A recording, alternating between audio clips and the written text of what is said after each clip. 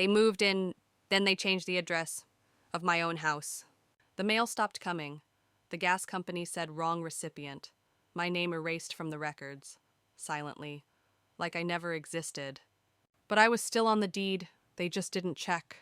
So while they were planning their housewarming party, I was filing paperwork with the county, and by the time the music started, the new deed already said, owner Natalie Graves. Not my ex, not his new girlfriend. Me. I'm Natalie Graves, and I used to think silence meant safety, that if I just kept my head down and let things be, maybe people would leave me alone. I was wrong. It started with a promise. Not in writing, of course not, but a spoken agreement after the divorce. He can stay in the house for now, my lawyer had said, for the sake of your son.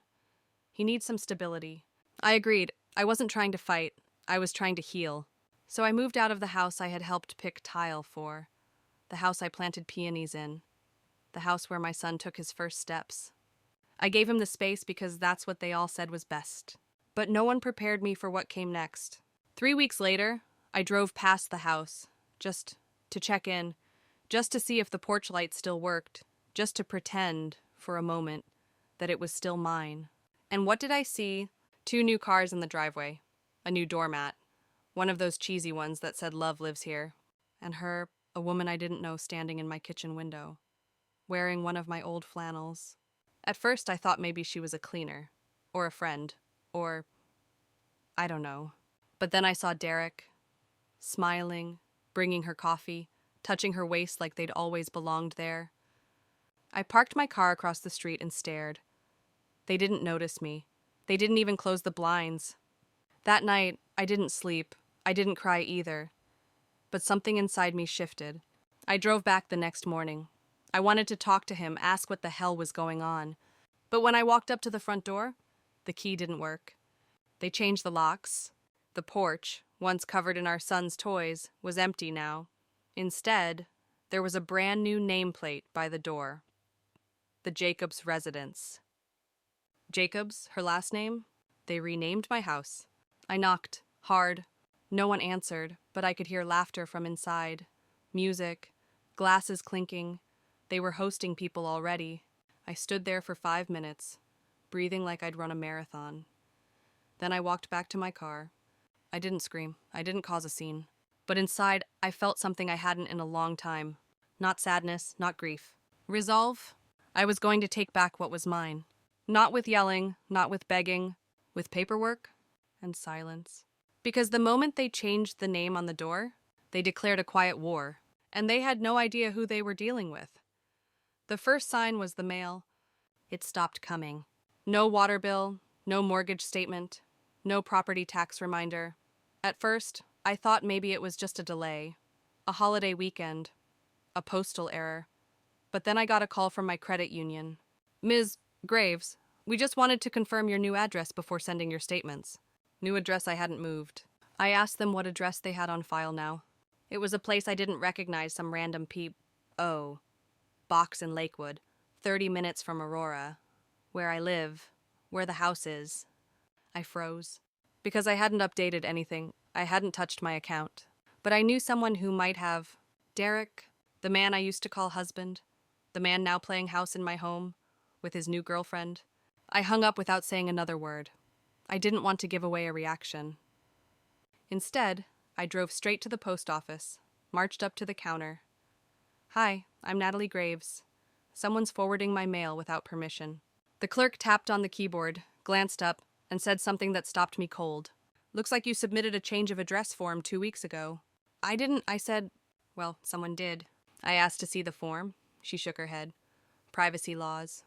Privacy. For someone stealing my identity. Stealing my information, I clenched my jaw, nodded, walked away, silent. I didn't go to the police. I went to the records office, because that's the thing about people like Derek. They're sloppy. They think being bold means being invisible. But the bolder they get, the more they leave behind. I pulled every public record I could find. Deed history, title documents, county clerk filings, anything. And there it was, hidden in the noise. 2 weeks ago, a small form had been filed requesting a residential update for the property. It wasn't a transfer of ownership that would have been flagged. It was sneakier. Just a forwarding notice and a mailing preference. But it was enough to reroute everything to that P.O. box. Enough to make the world believe I was gone. The problem I wasn't. And what they didn't know is that I still owned half that house. See, Derek and I had never officially split the deed. After the divorce, we left it as tenants in common, 50-50, on paper, because it was temporary. We said, well, temporary just became permanent, because they opened a door I wasn't ready to close. They thought they could rename the house, redirect the mail, pretend I never existed. But what they didn't do was remove my legal right. And that was my opening. I met with a real estate attorney the next morning. A quiet man named Saul Whitaker. He had that look someone who's seen every dirty trick in the book and enjoys writing a few new ones. I handed him the file I compiled. They changed the address, I said. He flipped through the pages. And you want to sue? I shook my head. I want to own it, fully. He looked up, a smile tugging at the corner of his mouth. Well, he said, let's make it official. Turns out, with the right paperwork, the right notarizations, and a solid argument, a co-owner can file for partition, or better yet, buy out the other party silently if they stop maintaining the home. Especially if the other party violated the terms of residency. Let me guess. Saul said, no written lease between you and Derek. Nope. Did he notify you when he moved someone in? Nope. Good. Let's build the case. That week, I began collecting everything. Every charge on the shared utilities that he stopped paying. Every overdue HOA notice. Even photos of the peeling paint I'd noticed on the fence line. Neglect, mismanagement, violation of agreement. Meanwhile, Saul began filing. We didn't start with a lawsuit. Oh no. We started with paper authority. He filed for a reassessment of owner occupancy, citing misrepresentation. We updated the mailing address back to mine. We froze the utility access. And we submitted a request for sole title consideration under Colorado partition statutes. It wasn't fast, but it was clean. All the while, Derek had no clue, because I didn't confront him. I didn't yell. I didn't bang on doors or send angry texts. I smiled. I waited.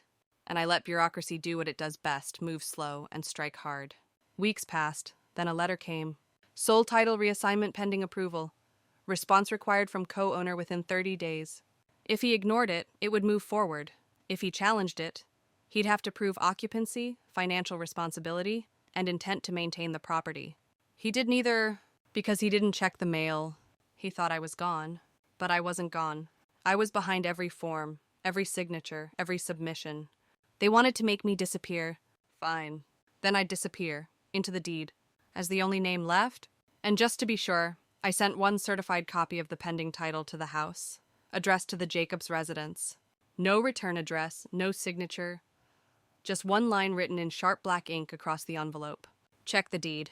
Let them panic. Let them realize too late this house never belonged to them. It belonged to me, and I was coming back for it. Quietly, legally, completely. But the paperwork wasn't the only thing I worked on. I started driving by the house every few days slowly, silently, windows up, observing, documenting, noting what was being neglected. The roof had a small leak. I saw the warped wood forming under the eaves.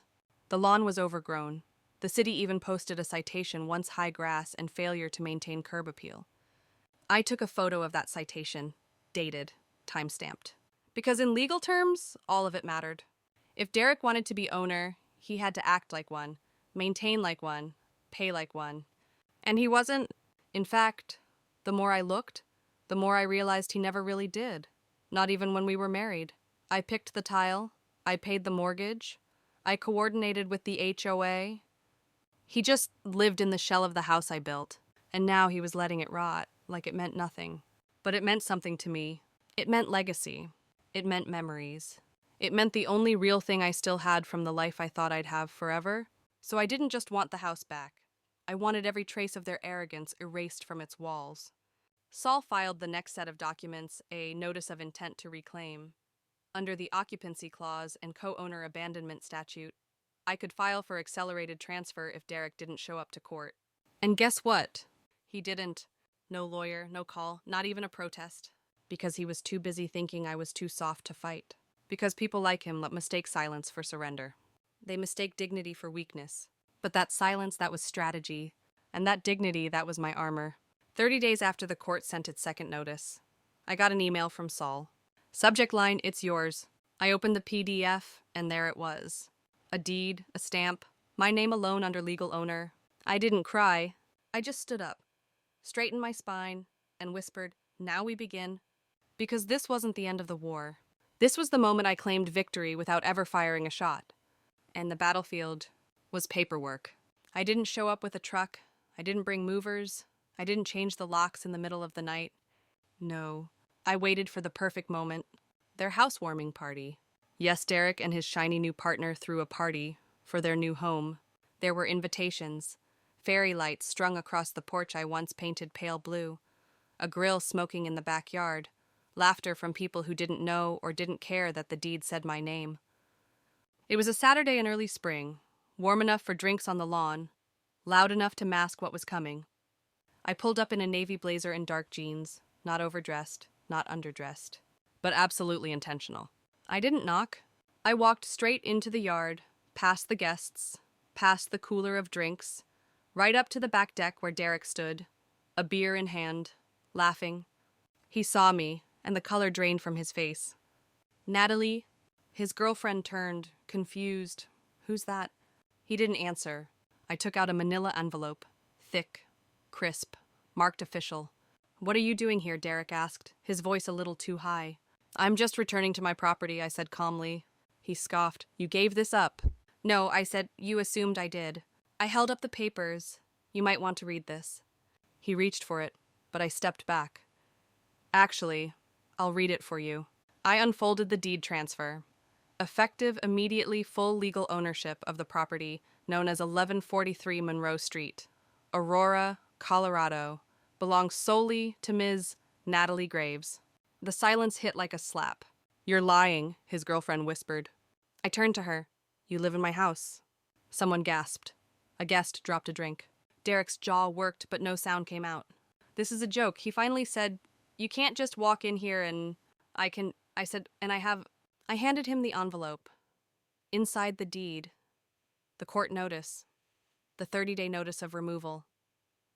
You have until April 15th, I said, to vacate. I turned to leave. He grabbed my arm. Bad idea. Don't cause a scene, I said, voice ice cold. I didn't come to argue. I came to inform. He let go. And as I walked back through the party, no one stopped me. Because power doesn't need noise. It needs proof. And I had it, but I wasn't finished. The next day, I sent a locksmith. He couldn't change the locks until the 30-day window passed, but he could assess the damage. The back door had rot. The basement reeked of mildew. The guest bathroom had a broken faucet. They hadn't just disrespected me, they disrespected the home. So I documented everything, and I filed one more motion. Property neglect? Why? Because once they left, I planned to charge Derek for every dollar of damage, with interest. Meanwhile, he tried to call me. I didn't answer. He emailed, let's talk about this like adults. I forwarded it to Saul, my attorney. He replied with one sentence, all communications must go through counsel. Let him squirm. Let him realize this wasn't just about walls and paint. This was about erasure, about what it feels like to be made invisible, and what it takes to reclaim yourself. 2 weeks before the deadline, I received another letter. From her, handwritten, loopy cursive, cheap perfume on the paper. Natalie, I didn't know the full story. I thought you were out of the picture. Derek said you walked away, that you didn't want the house, that it was toxic. If I'd really known, I would never have stayed. I'm sorry. I didn't respond, because I wasn't interested in apologies. I was interested in consequences. On April 15th, I arrived with Saul and the sheriff's deputy. The house was empty. No furniture, no car, just silence. I walked through each room like I was meeting an old friend again. The hallway where my son learned to ride his scooter. The kitchen where I burned our first Thanksgiving turkey. The master bedroom where I cried the night he didn't come home. But now as it was mine again. Slowly, I ran my fingers along the edge of the fireplace, closed my eyes. Then I opened them, and began again. I repainted every wall. I replaced every doorknob. I ripped out the carpet and installed hardwood. I even tore down the stupid "Love Lives Here" sign and replaced it with something simple. Graves. Let the world know. I wasn't gone. I was rebuilding, and this time on my own terms. They changed the address to erase me. So I changed the name to remind them. I never left. But even as I cleaned, restored, and reclaimed every inch of my home, I couldn't forget how easily I had been erased. That's the thing no one tells you about betrayal. It doesn't always scream. Sometimes it whispers behind closed doors, smiles through dinner parties, and rearranges your mail without asking. I kept thinking about that nameplate. The Jacobs residence. Just a cheap piece of brass, screwed into the wood like it belonged there. Like I had never existed. So I didn't just reclaim the title, I made it a message. I had a new plate made. Black stone. Etched in silver. One word. All caps Graves. I installed it myself, drilling the holes, screwing it in with my bare hands. I stood back and admired it not for decoration, but as a declaration. No one would rename me again. That wasn't all I changed. I went back to the county clerk's office and requested an audit of the unauthorized address change. There, I submitted documentation of identity fraud mail redirection, property misrepresentation, and unlawful occupancy. Derek had crossed the line too many times. Weeks later, I received confirmation his actions had triggered a full investigation. He would face fines, possibly more. It didn't bring me joy, but it brought balance. In the evenings, I sat on the restored porch with a glass of wine, watching the sunset over the street I used to avoid. I noticed how quiet it was now. Peaceful. The kind of quiet that doesn't mean defeat, but control. I started a journal, not a diary, no, a record of what I'd lost, of what I'd rebuilt.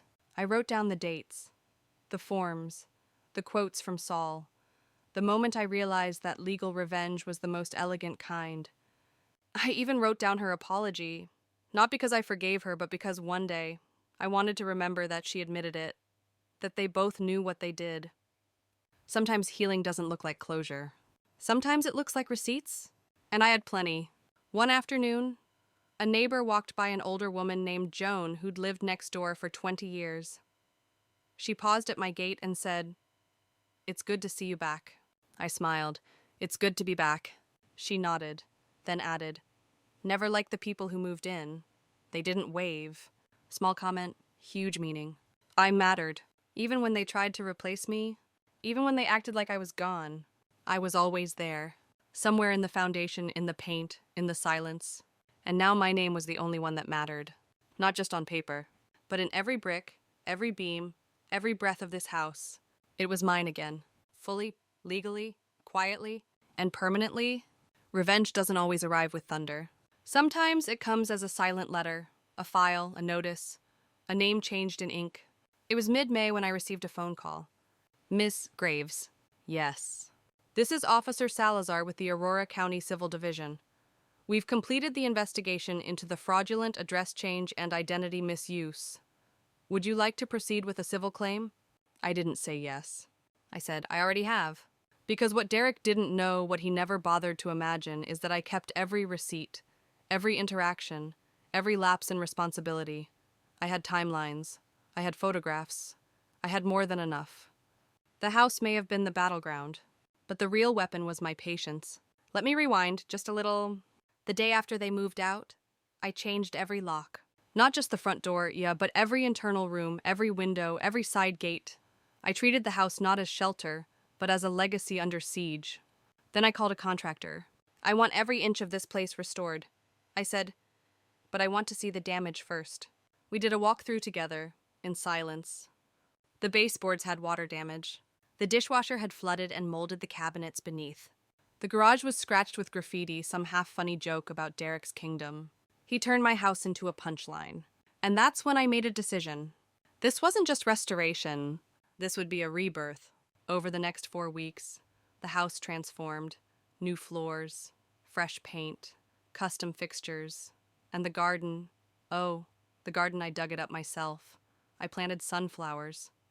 Not because they were beautiful, because they rise toward the sun, no matter how many storms they survive. One day, while I was replanting a patch of lavender near the mailbox, a black SUV rolled up. "Derek?" He stepped out, slower than usual, eyes scanning the property. I stood, wiped my hands on my jeans, and waited. "You changed everything," he said. "Yes. This doesn't feel like home anymore. It's not." He looked down. I didn't know they'd approve the title switch. "You didn't read your mail." A pause. "Then you always were better at the details." I didn't answer. He walked up the path, took a long look at the porch. "We had good memories here." "No," I said. "I did. You just lived in them." I turned my back and went inside. That was the last time I saw him, but it wasn't the last he'd hear from me. A week later, Saul filed the civil suit. Damages $22,874. Restoration costs, property depreciation, emotional distress. We weren't suing for millions. We weren't making headlines. But it would sting. And more importantly, it would stain. Because a public record of misconduct can't be erased with an apology. He tried to settle, offered half. I declined. Then he tried to dismiss the case. The judge refused. At the hearing, I showed up in a slate gray suit, hair pulled back, no makeup. Power doesn't need mascara. Derek tried to smile at me from across the room. I didn't return it. When asked why he redirected the mail, he claimed miscommunication. When asked why he didn't notify me about co-occupants, he shrugged. I thought she moved on. When asked if he regretted anything, he said, I just wanted peace. The judge tilted her head. Peace is not achieved through erasure, she said. You don't get to rewrite history because it's inconvenient. 30 minutes later, she ruled in my favor. Full compensation, plus court costs. I didn't celebrate. I went home. I stood in the kitchen, the same kitchen he'd once filled with another woman's laughter, and I let the silence settle again. But this time, it was mine. A week after the ruling, I framed the check, not to cash, to remember, because it wasn't about the money. It was about the principle. You don't get to steal stories and walk away. You don't get to rename something you didn't build. And most of all, you don't get to take credit for someone else's endurance. I survived that house. I survived that man. And now I had both title and peace. One night, as I locked up, I passed the hallway mirror. I stopped, not because of vanity, but because I didn't recognize the woman staring back. She looked still, not empty, not hardened, just still. I whispered to her, "You made it." And for the first time in a long time, she smiled. Quiet revenge doesn't need applause, just closure. But even with the check framed, the court case closed, and the house reclaimed, something lingered. Not regret, not pain, just weight. A weight I didn't realize I had been carrying for years. Because when you're erased, even quietly, the body remembers. It clings to old defenses, stays ready to flinch. And I was tired of flinching. So I started changing more than the house. I changed my schedule. No more working late. I walked every evening, even when the sky turned purple with dusk. I started cooking again, just for me. Strange little dishes, bowls of lemon rice and roasted chickpeas, toast with ricotta and lavender honey. I started living, and then something unexpected happened. A letter arrived. Not from Derek, not from his girlfriend, but from the woman who used to live across the street. Her name was Diane. We had spoken only a few times over hedge clippings and Halloween candy. Her letter was simple. Dear Natalie, I just wanted to say thank you for taking back your space, for reminding me it's okay to stand up, even when it's quiet. I went through something too, years ago, and seeing you return, not with rage, but with grace, reminded me that silence can still roar. You inspire more than you know. Welcome home. I held the letter to my chest for a long time. Then I placed it in the same drawer where I kept the deed, because some victories are legal, but some are spiritual. When summer rolled in, I hosted a small gathering. Nothing flashy, just 5 friends, some string lights, and wine on the porch. We didn't toast to revenge. We toasted to return. To coming home not just to a house, but to yourself. I told them the story, not every detail, just the essentials, the betrayal, the paperwork, the win. They laughed in all the right places, gasped when I showed them the old photo of the nameplate, and they applauded when I pointed to the new one. Graves, someone said aloud, like it was a spell. Yes, I nodded. That's me. I realized then it had never been about burning bridges. It was about building boundaries, about drawing a line so sharp no one would dare cross it again. Sometimes people think power means yelling louder, but I learned real power is ownership. Over your story, over your home, over your name. And now, I owned it all, fully, Finally, forever, and there's a moment after the war is won when silence sounds different. Not hollow, not threatening, but whole. I stood at the front door of the house, my house on a Sunday morning in June, barefoot on the porch, coffee in hand. The sun lit the shutters I had painted sage green just a few weeks earlier.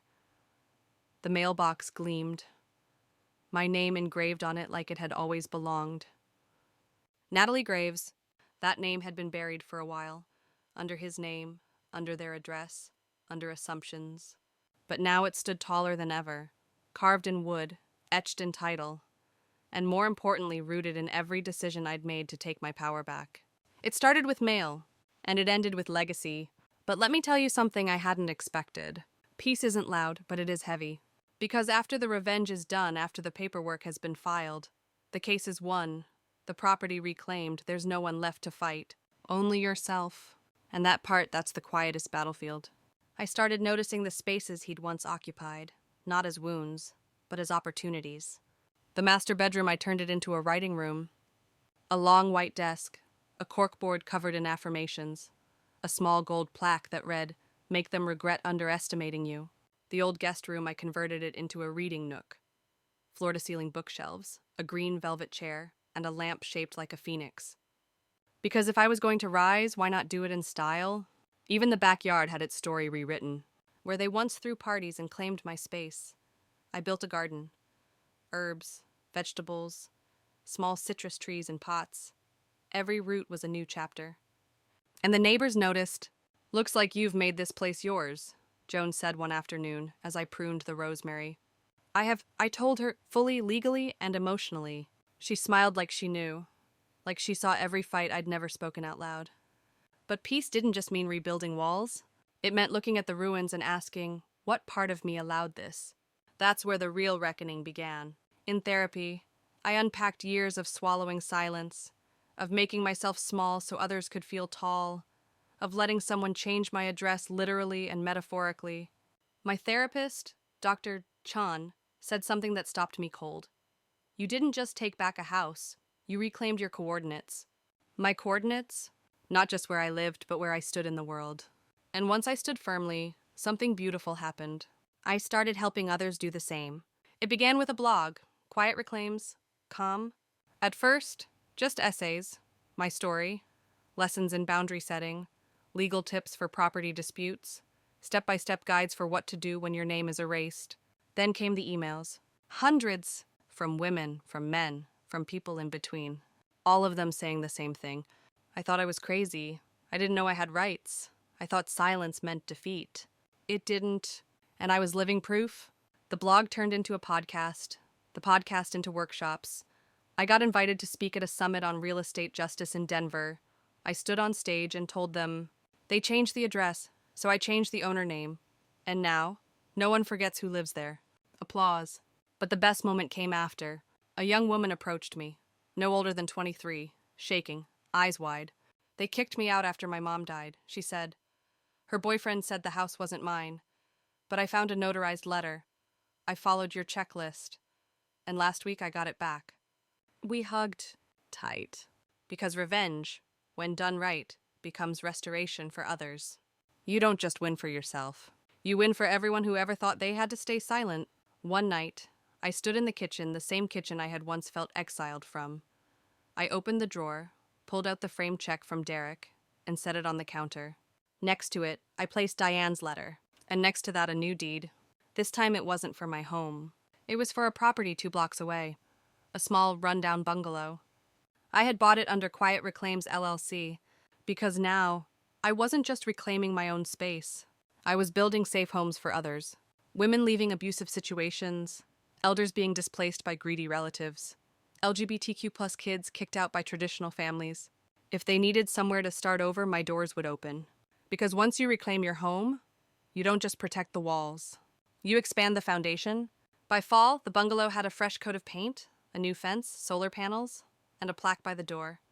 It didn't say Quiet Reclaims. It said one word, yours. I stood there the day we opened it. The first resident was a single mother named Eliza with 2 daughters and a box of books. She cried when she saw the bedroom. It's just mine, she whispered. Yes, I said, it's yours. And in that moment, I knew my revenge had bloomed into something even bigger. A legacy. They changed the address. I changed the name. And now I change lives. All because I refused to be erased. All because I chose to respond, not with noise, but with action, with documents, with dignity, and above all, with the quietest, sharpest form of revenge. Success? Weeks after Eliza moved in, she sent me a photo. Her 2 daughters were on the porch, painting pumpkins for Halloween. The caption read, "First time decorating our own front steps. Thank you." I printed it, framed it, hung it in my hallway. It reminded me that revenge doesn't have to be cold. Sometimes it's warm. Sometimes it glows. And sometimes it grows into something you never saw coming. But let me be honest. There are still days I think about what they tried to do, about how easy it was for them to pretend I never existed, to throw a party in my house, to smile in my kitchen. I don't dwell on it, but I don't forget it either. Because forgetting isn't healing. Remembering and rising anyway is... I took a class on trauma and justice recently. Not for a degree. Just because I wanted to understand more. About why people erase others. Why silence feels safer. Why so many of us wait until the damage is nearly permanent before we fight. The professor said something that stayed with me. Restitution is restoring the thing, but reparation is restoring the self. I had both. And because I did, I could offer that to others. That's when I started writing my book. It's called The Name on the Deed, a memoir, a blueprint, a warning. It opens with this line, "They changed the address to silence me. So I became the storm that rewrote the map." I sent it to a small publisher. I didn't expect much. But 2 weeks later, they called. "We need stories like this," the editor said. Not just because it's empowering, but because it's real. It's quiet. And it's relentless, just like me. The book is coming out next spring, and I already know the dedication. For anyone who was ever erased, you were never gone.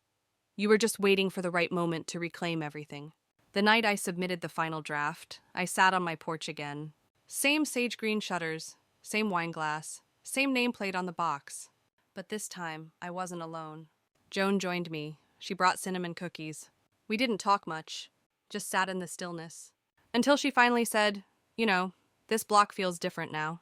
"How so?" I asked. "It feels safe." I didn't respond, I just smiled. Because she was right. Not just because the locks had changed, but because this wasn't just my comeback. This was a full rebuild. Of a woman, of a legacy, of a truth so sharp, no one could ever rewrite it again. My name is Natalie Graves. They changed the address, so I changed the owner name. And I built a legacy so rooted, so fierce, so untouchable, that even silence bows to it now.